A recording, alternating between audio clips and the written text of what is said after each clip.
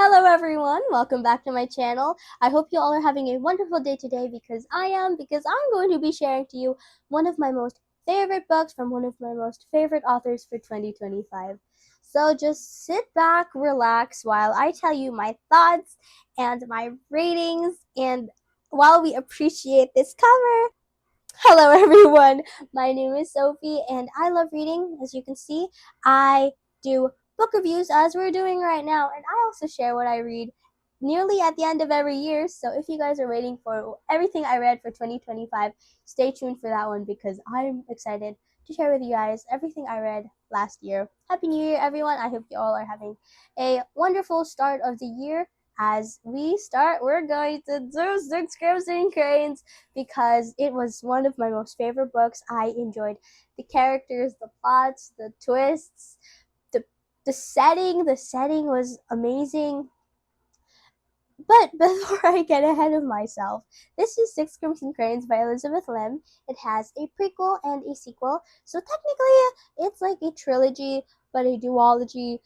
It depends on what you call it. I would call it a trilogy because the prequel is one of my most favorites from her is Her Radiant Curse, and it has a sequel, The Dragon's Promise, which I'm still reading. I'm still currently reading for this year. So stay tuned for the book review of that one, hopefully.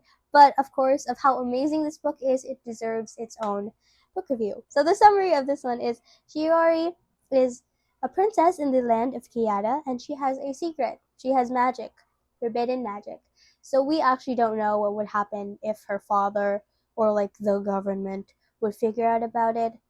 I honestly forgot if they did figure out about it, but unfortunately, her stepmother, Raikima, found out about it and cursed her with a bowl over her head, forbidding her to speak, because if she did, one of her brothers would die, and her brothers turned into the Six Crimson Cranes, which was actually no one of her brothers, all of her brothers.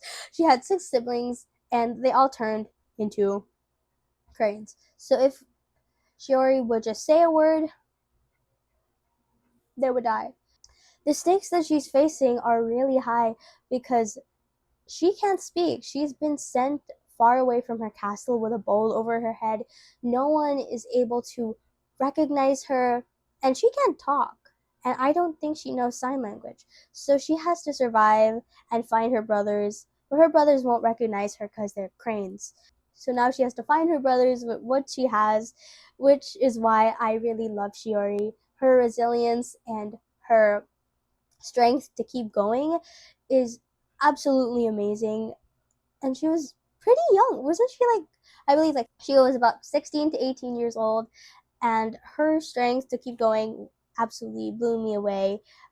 And I also love the complexity of her character. She definitely had great character development. There is also some romance in this book, which I don't mind. There was also some romance in this book, which I don't mind because how beautifully it was written. So Shiori was actually supposed to get an arranged marriage, but she like absolutely hated this dude. But in the end, she slowly starts seeing the real him, which just melts my heart. She also uses her powers to make a friend, and she makes a paper bird fly. It's so cute how her paper bird is her only friend in the times when she's struggling, and they were honestly such good friends. I also really love like the writing of it. It's so fairy tale like, and it starts coming to life in my head, which is so beautiful. I definitely recommend this for you guys if you're looking for one of my favorite characters was definitely Shiori. I absolutely love how she was written. I love how she kept fighting to the end. And there was this one quote that I really love from the book. Um, there was this one quote that it talks a lot about family, talks a lot about friendship, and I love how even though she's like the youngest and the only girl in her family, she definitely showed that she got what it takes in this life and in the life that is like given to her. Like, who could survive that? She can. But can we just take a minute to appreciate this wonderful cover? I remember like when I first got this, I was like actually counting if there were six cranes. on the cover, and there were, so that's amazing. And the plot twists was insane. um we actually get to learn more about Regma at the end of the book and more about her in the prequel. I would love to do a book review of her Radiant Curse as well, because that was one of my favorite books. Totally recommend this for everyone if you love mythical stuff, if you love deep plots, deep characters, a bit of romance, and a lot of stakes and plots and deep world building, which is my most favorite part. I definitely recommend this, and I would rate it a 10 out of 10. And I have read this book for like 3 times or more, and I would definitely read it again and hand it to you from the screen if I could. I hope you guys have enjoyed today's video, and I hope you all will read Six Crimson Cranes or read the prequel. If you haven't read the sequel, read the sequel for me. But I hope you all will read Six Crimson. But I hope you all will read Six Crimson Cranes, because it is totally worth it. And I hope that you all will like and subscribe, because I will have more book reviews coming out soon.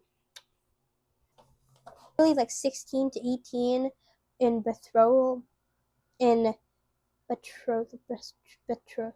She was like 16 to 18 in betrothal. Betrothing.